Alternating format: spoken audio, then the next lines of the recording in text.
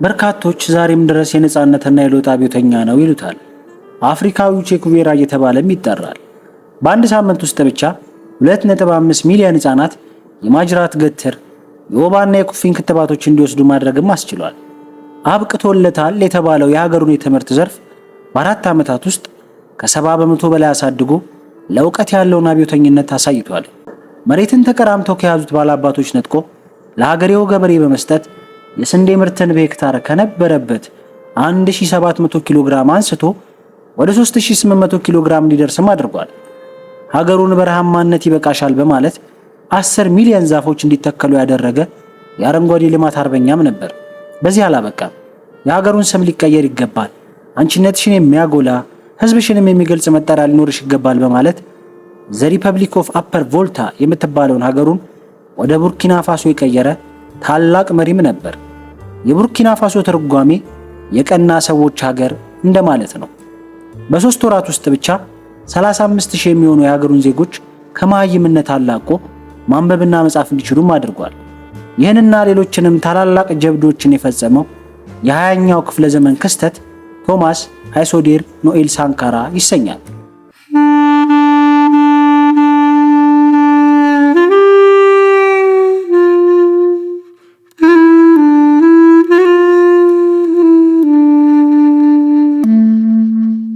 ውድ የተረክ ሚዲያ ቤተሰቦች በዛሬው ዝግጅታችን በ20ኛው ክፍለ ዘመን ስለተገኘው የአፍሪካው ፈርጥ ቡርኪና ፋሶ ስላፈራችው ቶማስ ሳንካራ የምንላችሁ ይኖረናል።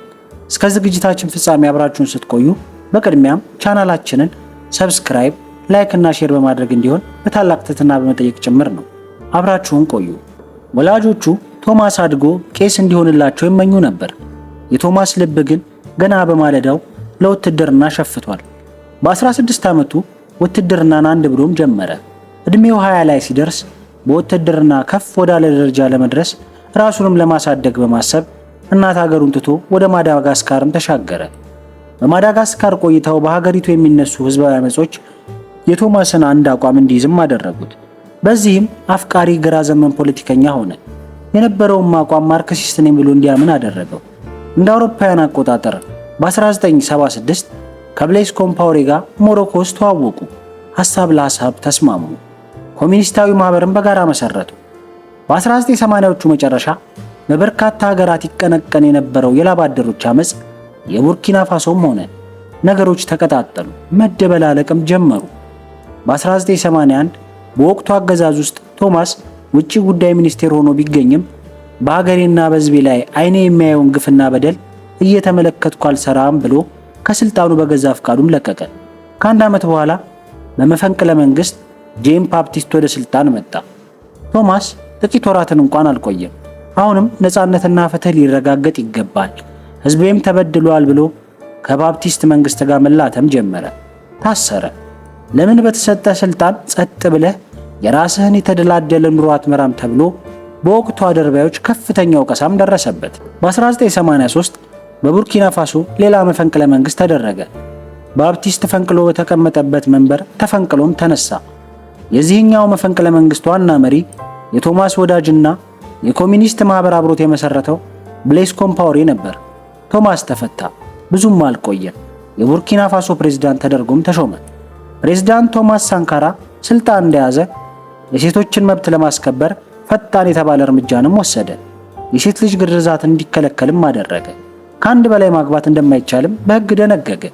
የወሊድ መቆጣጠሪያን በከፍተኛ ቁጥር ለህብረተሰቡ እንዲደርስም አደረገ። በመንግስት ውስጥ ሴቶች የስልጣን ባለቤት እንዲሆኑ በርካታ ስራዎችን ሰራ። ከዚህ በተጨማሪ የመንግስት ባለስልጣናት ቅንጡ መኪኖችን በመሸጥ በዋጋ ረከስ ያሉ መኪኖችን ብቻ እንዲጠቀሙ የሚያደርግ ህግ አወጣ።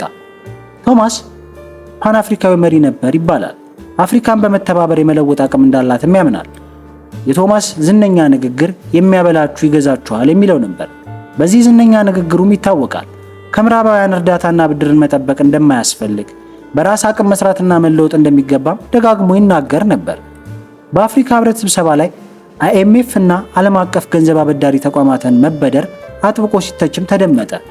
በዚህ ንግግሩ ከፍተኛ የሆነ ጥርስ እንዲነከስበትም ሆነ አሜሪካና ፈረንሳይም አመረው ይጠሉት ገቡ። በምዕራቡ ዓለም ድጋፍ ወደ ስልጣን የመጡ አፍሪካውያን መሪዎችም በሳንካራ ንግግር ክፉኛም ተበሳጩ።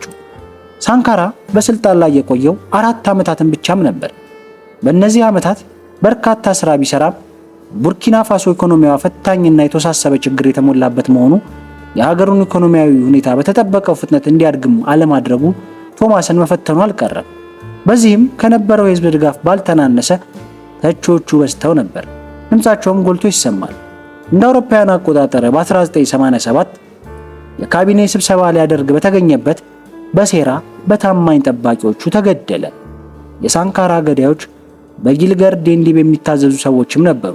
ዴንዲብ የሳንካራ ወዳጅና የትግል ጓድ የነበረው የኮምፓውሬ የቅርብ ሰው ነው።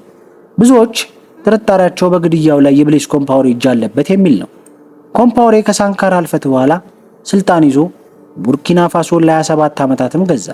ዛሬ ላይ ከ30 ዓመት በኋላ በሳንካራ ግድያ በተባባሪነት 14 የሚደርሱ ሰዎች ክስ ተመስርቶባቸው ፍርድ ቤት ቀርበዋል። የፍርድ ውሳኔ ገና አልተሰጣቸውም። ብሌስ ኮምፓውሬ በሀገሩ ህዝብ አይንህ ላፈር ከተባለ በኋላ ከሀገሩም ተሰዷል። ሳንካራ ግን የአፍሪካው ቼኩቬራ እየተባለ በነፃነት አርበኝነቱና ለሀገሩ የተሻለ በማሰብ ዛሬም ድረስ ይዘከራል። በ2019 ሀገሩ የነሐስ የተሰራ ሐውልትም አቁማለታለች። ቶማስ ሳንካራ አፍሪካዊው ቼኩቬራ። የዛሬን አበቃን። ቸር ቆዩልን።